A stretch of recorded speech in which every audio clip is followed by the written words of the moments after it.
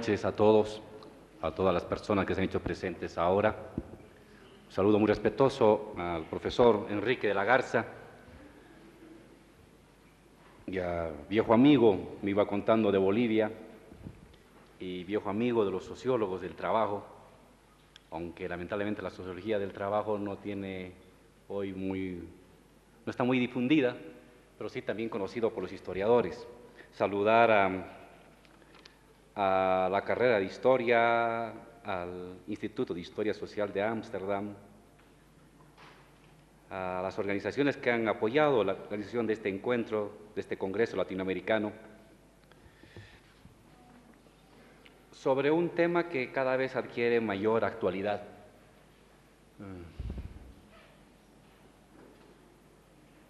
Quiero hacer 5 comentarios a la brillante exposición de Enrique, que nos da un panorama del debate sobre informalidad, los límites de ciertas categorías, y nuevamente introduce una nueva definición del trabajo para dar cuenta de esta complejización de las relaciones laborales.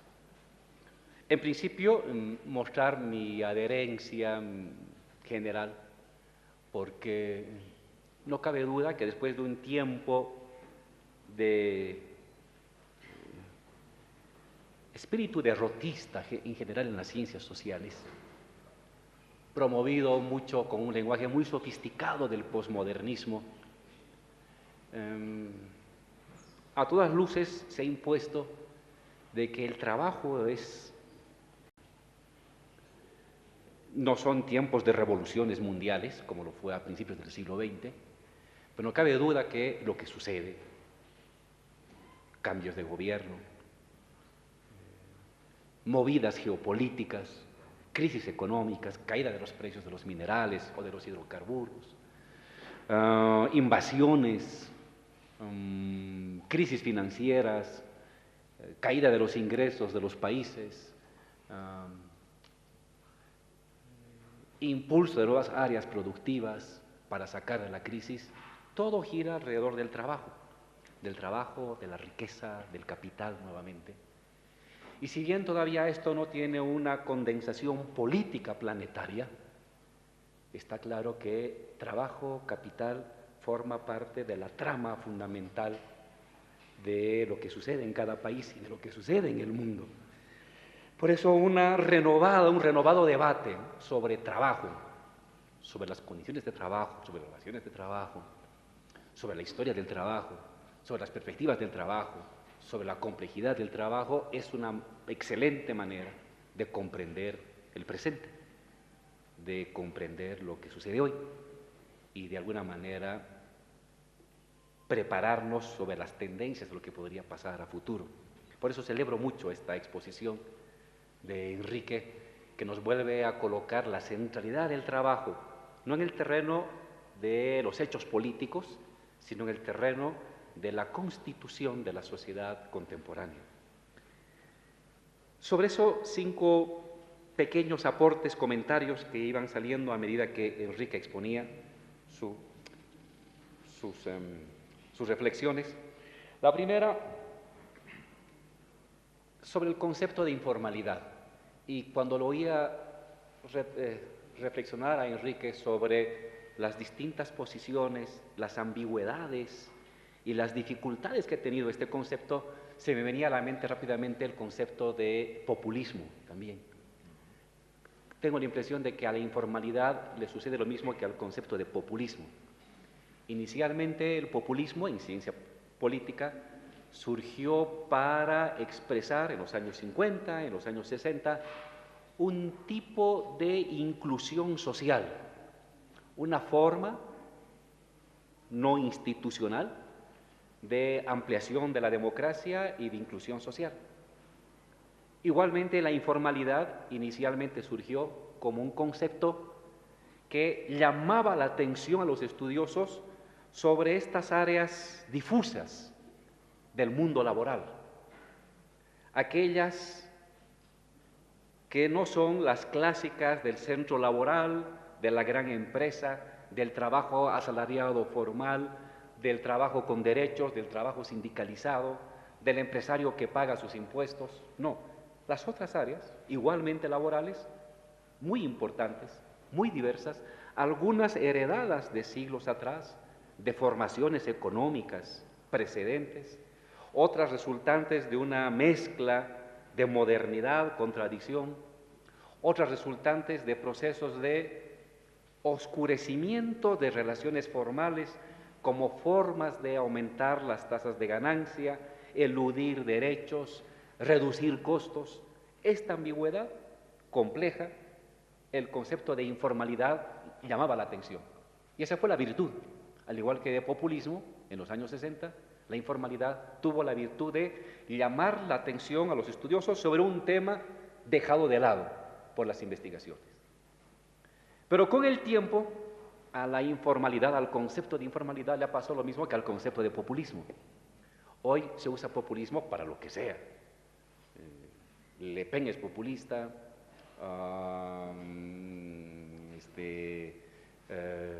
Trump es populista, a su modo Bush era populista, luego Obama es populista, luego Macri es populista, luego Cristina era populista, Evo es populista, Chávez es populista, así todo el mundo se vuelve populista. Y entonces la virtud para fijar un aspecto queda diluido en que todo se explica por el populismo. Y entonces al final, ¿qué es el populismo? Es todo y por lo tanto es nada. Y ya nomás se convierte en un concepto que estigmatiza. Es un concepto que simplemente intenta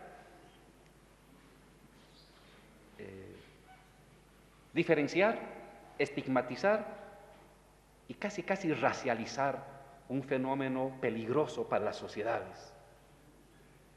Con el concepto de informalidad tiende a suceder lo mismo. En vez de haber sido utilizado provisionalmente para inventar o producir nuevas categorías de análisis del trabajo, todo lo hemos englobado en informalidad. Todo lo que no sea la empresa que paga impuestos y que tiene derechos se vuelve informal.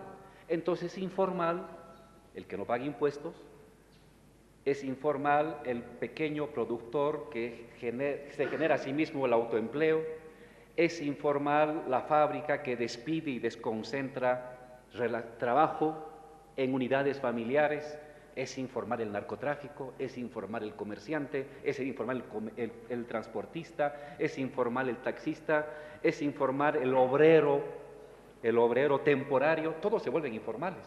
Y entonces la categoría ya se vuelve inservible. Y en vez de ayudar, simplemente la categoría se vuelve más bien en un freno.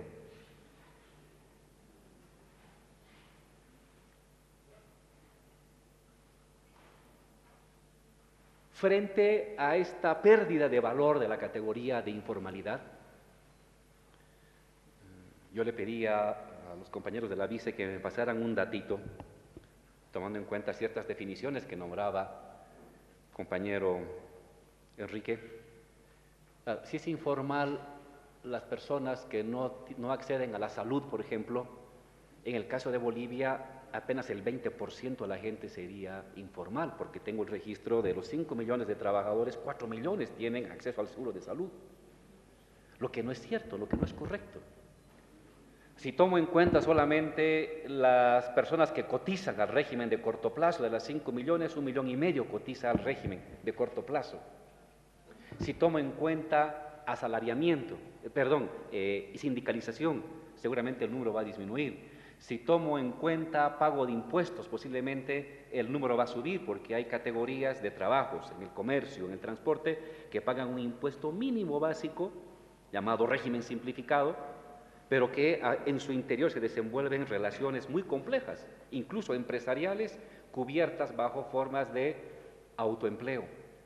Entonces, las categorías que tenemos hoy, en general, en el mundo, en América Latina y en el caso de Bolivia también, se vuelven como muy limitadas, como muy porosas y muy motosas para poder entender este ámbito del mundo laboral difuso, cada vez más complejo cada vez más diverso, y que no solamente es una herencia de las viejas formas de trabajo agrarias, artesanales, las viejas formas de trabajo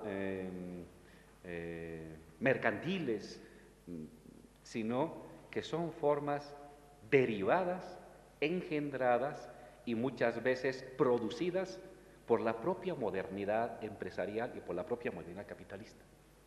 Toda esa complejidad de relaciones laborales, de formas de subsunción formal, de formas de subsunción real, de formas de subsunción absoluta del trabajo,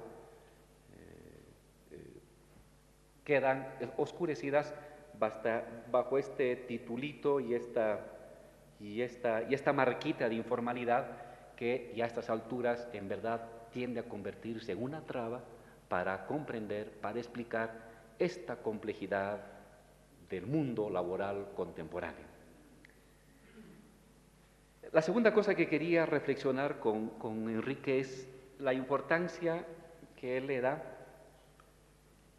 el esfuerzo con la que él incide para valorizar la dimensión simbólica del trabajo, ¿no?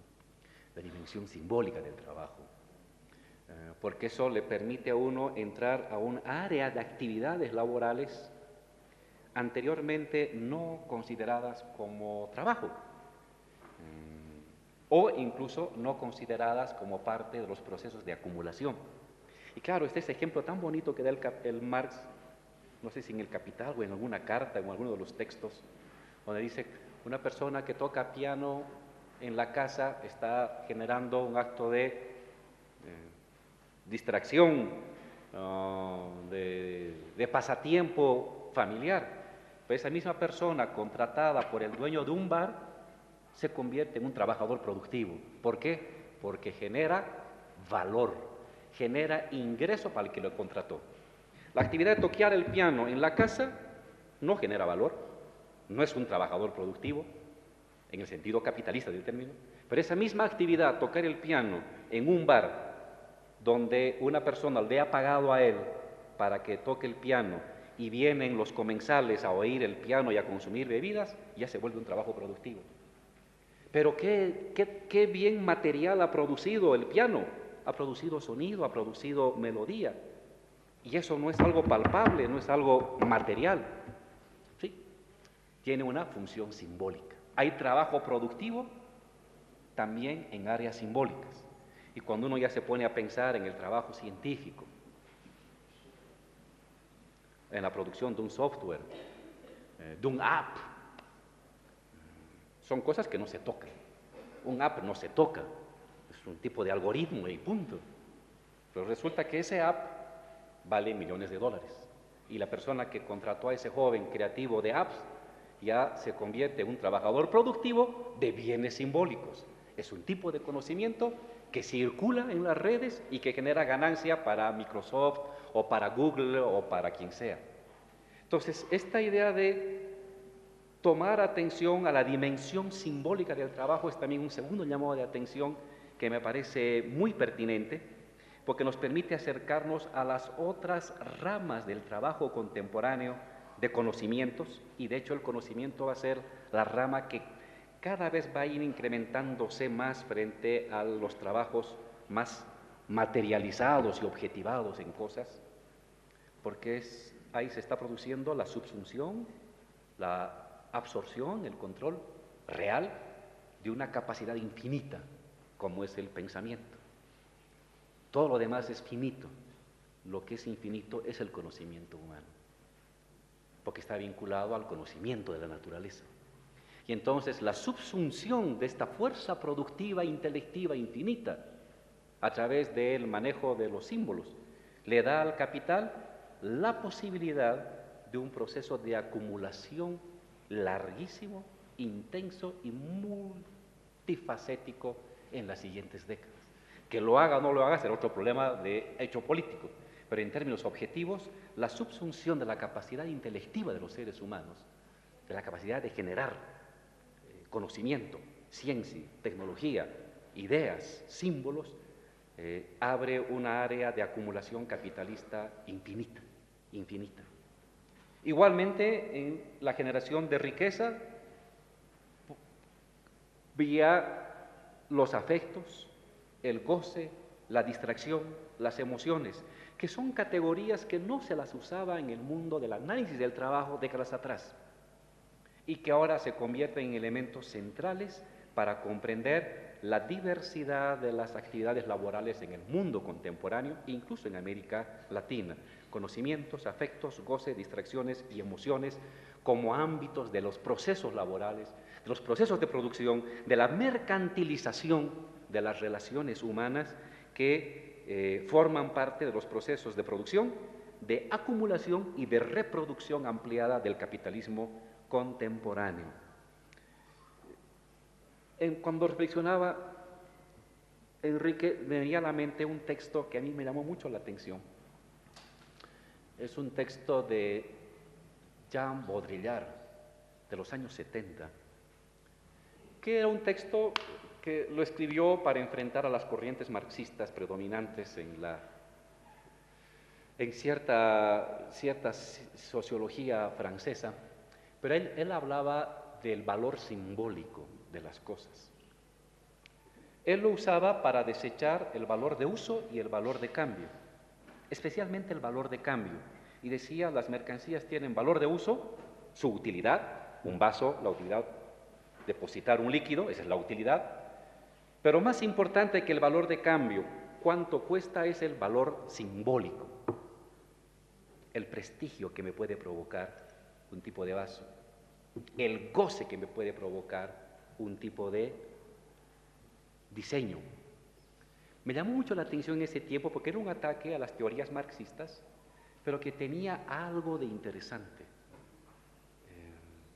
Poner en el tapete de discusión el valor simbólico de las cosas, que está de alguna manera adherido a un tipo de mercancías, pero pareciera ser que en muchos casos a toda forma de mercantilizar o de realizar el valor de las mercancías. Y cuando uno comienza a entender, mejor a Baudrillard, cuando ve la propaganda en la tele y cuando uno le quieren vender un carro, no solamente le muestran un carro, su diseño, 4 en B, caja 4, 5 caja automática, 4 llantas, dirección hidráulica, le muestran una familia, un niño, una niña, la madre, felices, el día, todo radiante, una supercarretera, una puesta de sol fascinante. Es decir, le están vendiendo o lo están agarrando a la persona por otro tipo de simbologías más allá del hecho material del carro 4x4, 1600 de 4 llantas. Le están vendiendo, lo están jalando al comprador usando otro tipo de medios, de simbologías, que cuando uno va a comprar su carro, en cierta manera también cree que está comprando la familia feliz, la puesta del sol de la televisión, la carretera pavimentada y los niños rubios, radiantes y bien alimentados. En cierta manera la gente se ve llevada a comprar ciertas mercancías por esta descripción simbólica del producto.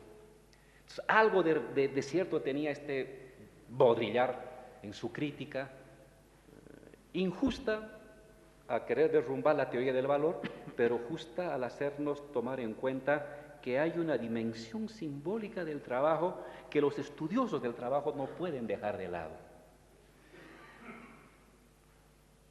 El debate sobre los servicios. Claro, en nuestras cuentas estatales aparecen los servicios y las separamos de lo productivo.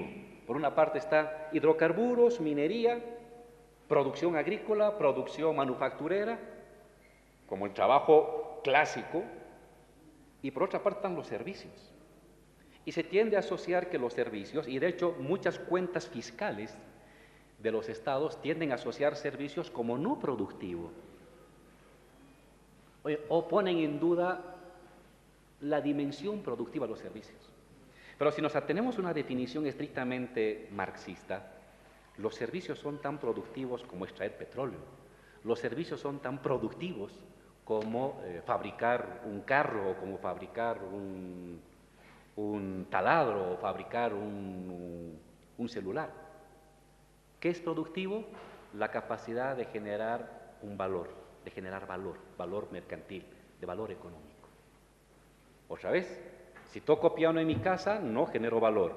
Si esa misma actividad la hago en un bar y alguien me paga por tocar ese piano, y el que me está pagando por tocar ese piano obtiene clientes que vienen a ver a quién toca el piano y obtiene una ganancia, entonces tocar piano es un trabajo productivo. En las cuentas fiscales aparece como servicios de comercio, de transporte, de turismo. En los hechos reales es tan productivo como producir petróleo, como producir carros, como producir camiones, como producir armas, como producir alimentos, como producir ciencia y tecnología. En todo caso, esta preocupación de incorporar esta dimensión de los servicios como un elemento central de las sociedades modernas nos vuelve al mismo tema inicial, el trabajo como centralidad, el trabajo como elemento constitutivo de las sociedades contemporáneas, porque servicios son también trabajo, son múltiples formas de trabajo, múltiples formas de generar valor, múltiples formas de generar acumulación, múltiples formas de producción contemporánea, tan importantes como la del petróleo, la de los minerales, la de los carros o de los alimentos.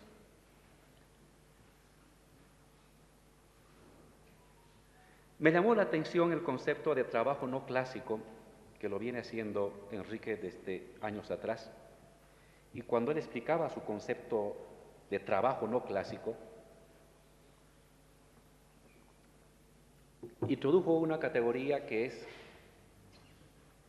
no lo define, pero es un elemento importante, que es un tipo de relación que se entabla entre productor y cliente, donde hay un intercambio entre productor y cliente, hay una interacción entre ellos, no una relación fija, pasiva, sino un intercambio, una especie de relación metabólica en el tiempo.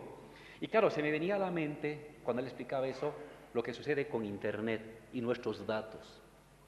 Cuando nosotros entramos al Internet, por Google colocamos, quiero ver qué dijo Zizek sobre Trump. Y luego entro a la librería Fondo de Cultura Económica y estoy buscando Enrique de la Garza. Pues esas cosas que estoy haciendo yo quedan registradas en la memoria de Google. Y luego, luego entro, mis intereses son ver los periódicos de México, de España, de Argentina, de Brasil.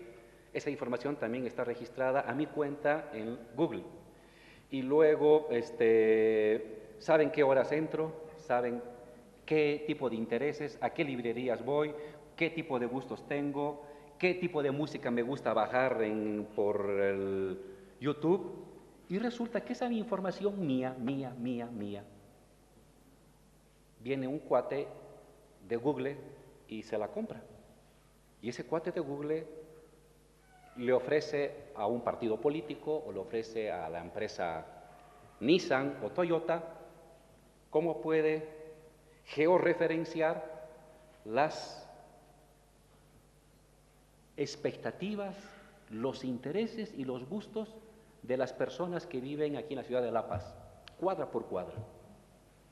Y entonces, en función de eso, averiguan mis intereses, mis preocupaciones, y en función de eso me pueden mandar mensajes pagados por la empresa Hyundai o Toyota o por otra empresa a este operador. Otra persona está generando valor a partir de una información mía que yo involuntariamente le he ido entregando, pero que para otros sirve de punto de arranque para generar trabajo, empleo, negocio, ganancia y valor. Y eso lo estamos haciendo cada rato, lo que escribimos en el WhatsApp, que se cayó ayer 2 horas y todo el mundo pensó que era el fin del mundo, pero seguimos vivos. Toda esa información, al margen del uso de inteligencia militar, es una información que está permitiendo, sin que yo lo desee, interactuar con el vendedor, con con el vendedor de autos, el vendedor de libros, el vendedor de Amazon, el vendedor de distracciones, el ofertante de viajes, el ofertante de celulares, el ofertante de videojuegos, están interactuando. Yo no quiero interactuar, pero mi actividad, independientemente de mí, interactúa en el mundo de las empresas. Y son las empresas que ganan con mi información. Y cotidianamente los seres humanos estamos comenzando a hacer un conjunto de actividades que se vuelven materia prima que otras personas las utilizan. Imagínense lo que costaría hacer una encuesta una por uno a las personas. ¿A qué hora entras al WhatsApp? ¿Sobre qué hablas? ¿Qué libro te gusta? ¿Qué oyes de música? ¿Te imaginas el costo? Pero ahora gratis, gratis, gratis, alguien absorbe eso y lo utiliza para vender sus productos. Como lo que explicaba Enrique, cuando uno va a un de esos, o al Pollo Copacabana, o va en el extranjero, va a McDonald's, aquí por suerte no hay, pero cuando uno va al McDonald's, sí, se va, compra, pide sus cosas, come, luego limpia y bota, ¿no? Le estoy ahorrando a la empresa 2 o 3 limpiadores de mesas, 3 o 4 organizadores. En mi trabajo le está ahorrando. Lo mismo, mi información, mi distracción, chatear con mis amigos, entrar a bajar un video, estar hurgando en internet de información, esa mi información personal, privada mía, está siendo útil para que otras personas ganen dinero. Se está generando directa, consciente o inconscientemente, por ejemplo inconscientemente, una relación de interactividad que ayuda a que otras personas valoricen, generen ganancias. Me llamó mucho la atención este concepto de trabajo no clásico y esta nueva relación que se está creando entre el cliente y el vendedor, el comprador y el vendedor, mucho más compleja de las relaciones que habíamos conocido con anterioridad. Otra reflexión que hace Enrique es esta reiteración del núcleo duro del concepto de trabajo. Insumos, medios de trabajo, herramientas de trabajo, el trabajador, la fuerza de trabajo, el producto del trabajo. Es un elemento constitutivo de la generación de riqueza, material o inmaterial, simbólica de la sociedad contemporánea. Y claro, lo sabemos desde el Capital, esta centralidad del concepto de proceso de trabajo, de relaciones de trabajo. Y aquí simplemente añadir que no debemos dejar de vista que estos elementos no son simplemente elementos fijos, sino, esa es una abstracción. Lo que uno tiene en realidad es una trama muy compleja de relaciones de poder, de relaciones de fuerza, del trabajador frente al medio de trabajo. Pongo un ejemplo. Y cómo eso te puede dar distintas subjetividades laborales. Pongo el ejemplo en Bolivia, para los historiadores del trabajo. La introducción del uso de la perforadora en el mundo minero a principios del siglo XX. El manejo de la perforadora, que mete un taladro en la roca, es un tipo de conocimiento que se lo adquiere en la práctica,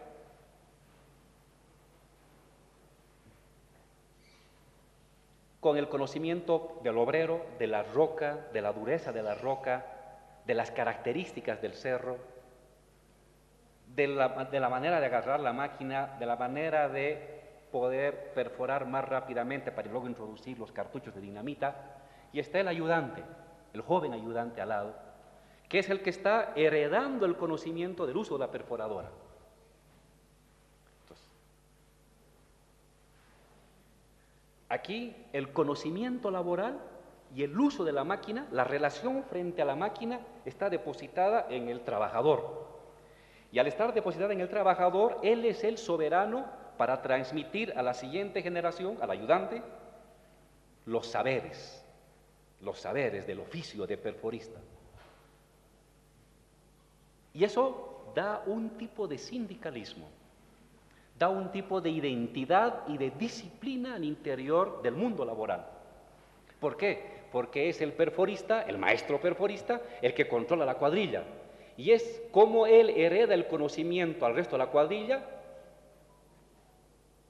y cómo ellos dependen del maestro perforista para su ascenso laboral, lo que mantiene cohesionado, primero, a la cuadrilla, luego a las distintas cuadrillas y luego a los trabajadores en torno al sindicato. Hay un tipo de cohesión sindical basada en una forma de soberanía o de poderío laboral del trabajador sobre el medio de trabajo. ¿Qué sucede frente a eso? Bueno, y eso dio lugar al sindicalismo que hemos conocido. En el caso de Bolivia, en los años 50, 60, 70, el sindicalismo minero, muy politizado, muy orgánico, muy disciplinado, y con otras características más. ¿Cómo se rompe esta soberanía del trabajador sobre el medio de trabajo?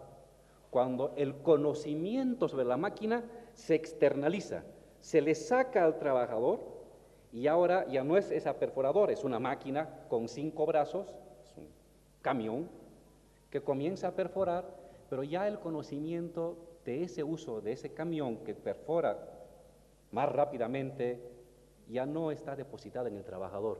Ese conocimiento lo da la empresa, lo transmite la empresa en los cursos de formación.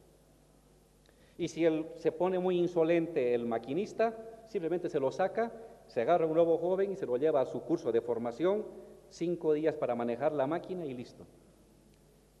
Ese momento, este antiguo sindicalismo cohesionado en la cuadrilla de los trabajadores, la disciplina sindical, comienza a resquebrajarse, porque se modifica la relación entre trabajador y medio de trabajo. Y al modificarse esa relación, se modifican subjetividades, se modifican formas organizativas del trabajo. Es decir, este mundo, objeto, medio, fuerza de trabajo y producto de trabajo, es un mundo. No son 5 cosas puestas así fijas, es una relación, es un flujo de fuerzas, de poder, de mando, de transmisiones, de relaciones muy intensas. Y de hecho, es la cualidad de ese mundo de relaciones de fuerzas dentro del trabajo lo que en cierta manera va a definir la composición del mundo laboral, es decir, la composición de clase de algún tipo de proletariado. Entonces, yo rescato esta preocupación que da Enrique a esta temática, vieja temática renovada hoy, pero sin perder de vista de que no podemos estudiarla como estructura únicamente, sino quizás en la onda física, no solamente como partícula, sino también como onda, es decir, no solamente como estructura, sino como flujo, fundamentalmente como flujo de poder, como flujos de mando, como flujos de relaciones que definen ciertas cualidades de la composición de la clase, de la identidad posterior, de la disciplina posterior, de la subjetividad posterior del mundo obrero. Por último, la reflexión de Enrique sobre el tema de las identidades laborales. Ciertamente, desde los años 70, con estos conceptos de adiós al proletariado, de Andrés Gorz, fin del trabajo, las identidades, las microidentidades, nuevos movimientos sociales, desplazaron la preocupación de las ciencias sociales del mundo estrictamente laboral hacia otros mundos, y estudiar el trabajo se volvió una especie de preocupación jurásica de viejos tiempos pasados. Y claro, tuvo como acompañante toda una legitimación ideológica que yo la llamo una filosofía de la derrota, ¿no? Todo el posmodernismo es una especie de filosofía de la derrota. El fin de los grandes relatos, la extinción del proletariado. Aquí en Bolivia eso también se tradujo en una presencia no tanto del posmodernismo, que más bien surgió como algo crítico, sino con toda esta retórica de que ya no había obreros, que la clase obrera había muerto, que todos éramos microempresarios, emprendedores, y que ya no había clase obrera, ¿no? También se dio acá de esa manera.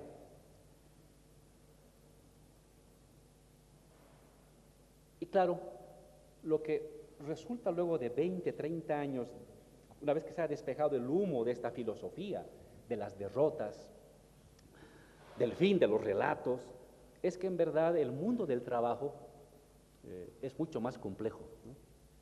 Que cuando uno tiene que abordar el estudio del mundo del trabajo, no puede ir únicamente a buscar la gran fábrica con sus chimeneas y el gran barrio obrero, como uno se imagina, siglo XX, Catavi, en los años 40 y 50, ¿no?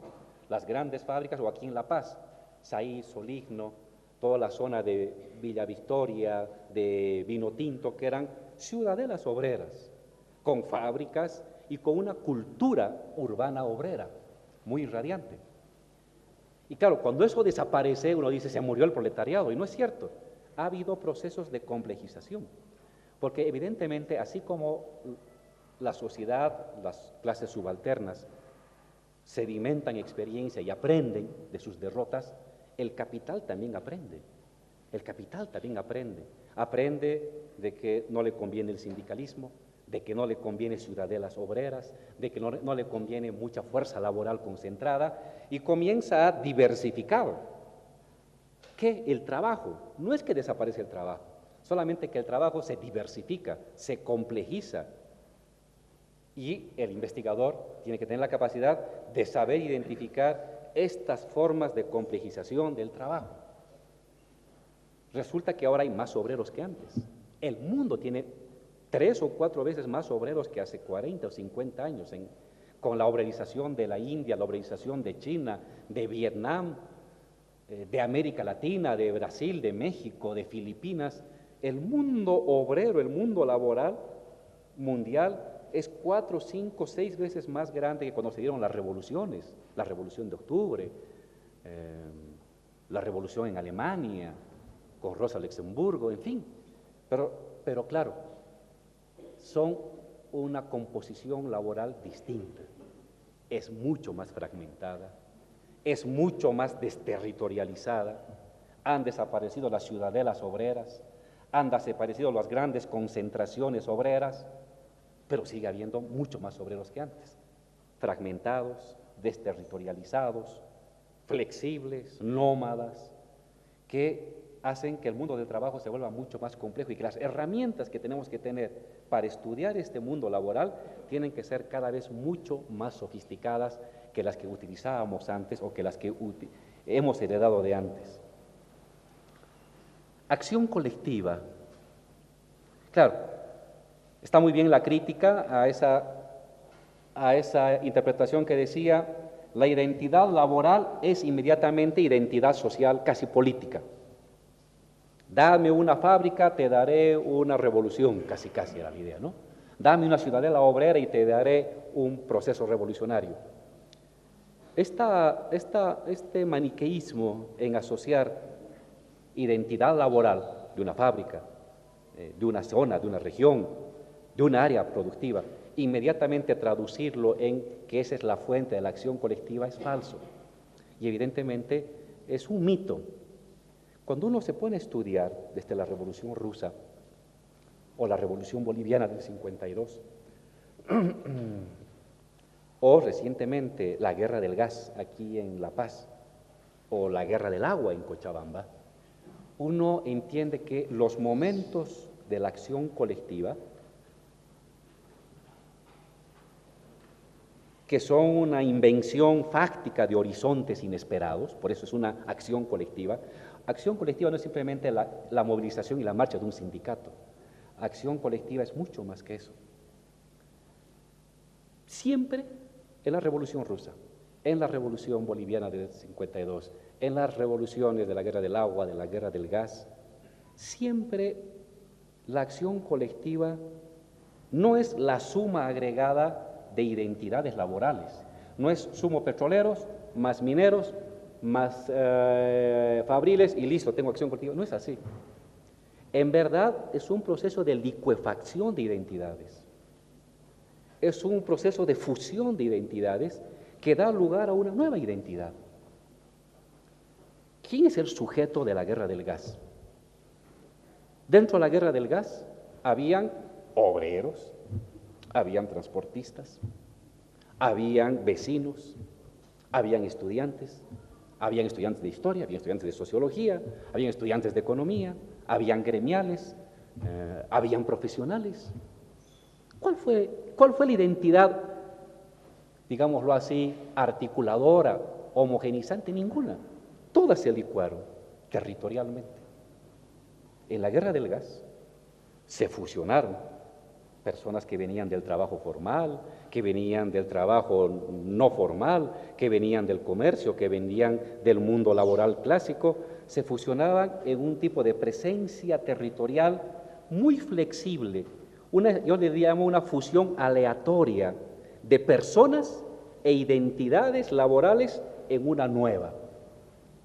Lo importante de una acción colectiva es la capacidad de incorporar a personas que vienen de una identidad laboral, los mineros, los fabriles, los licúa, pero capaz de incorporar personas que no tienen una identidad previa.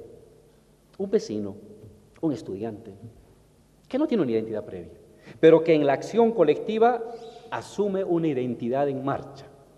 Se está inventando sobre la marcha un nuevo tipo de identidad, anteriormente desconocida, con la suma pero licuada de otras identidades previas, evidentemente.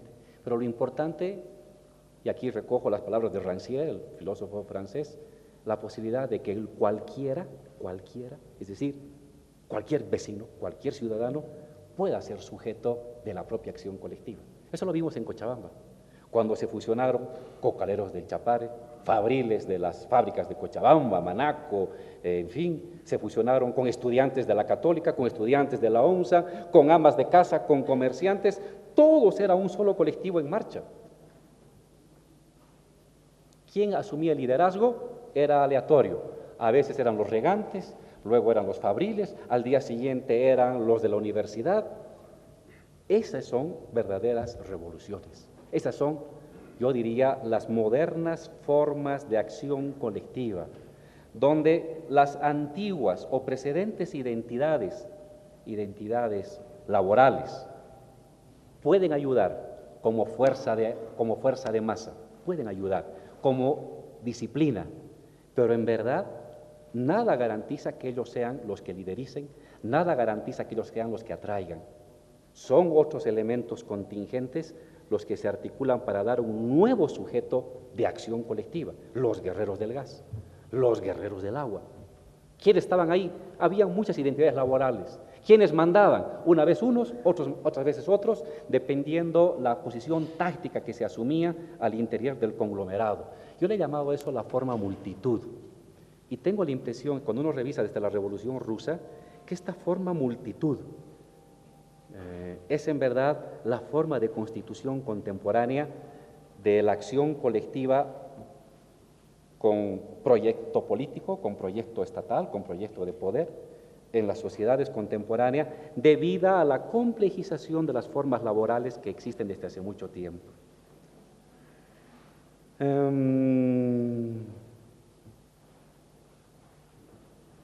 Por último, Enrique reflexiona sobre las distintas modalidades que van asumiendo las identidades llamadas informales o de la actividad informal, los vendedores. En el caso de Bolivia, Enrique, hay de la sociedad civil frente al Estado, hay más bien una gran autonomía de la sociedad civil frente al Estado. Si no tienes sindicato o agrupación, no existes en verdad. La manera de ser oído en Bolivia es pertenecer a una agrupación. Los comerciantes, el que vende ropa vieja, la ropa usada, el que vende celulares robados, todos forman o el obrero o el campesino forma, casi como por impulso, casi instintivo, lo digo simplemente a modo de graficación, a la estructura organizativa corporativa, una especie de corporativismo social, ¿no? Ahora el Estado puede tener distintas actividades frente a ellos, los puede cooptar, puede negociar con ellos, pero muy difícilmente se ha dado que el Estado cree organización. Por lo general es la sociedad que emerge frente al Estado interpela al Estado, negocia frente al Estado, se presenta ante el Estado a través de una estructura organizativa, ¿no? Muy diversa. Ahora, uno puede estudiar estas distintas formas organizativas, puede estudiar las identidades o las microidentidades laborales que emergen, o estudiar las macroidentidades que surgen en la acción colectiva.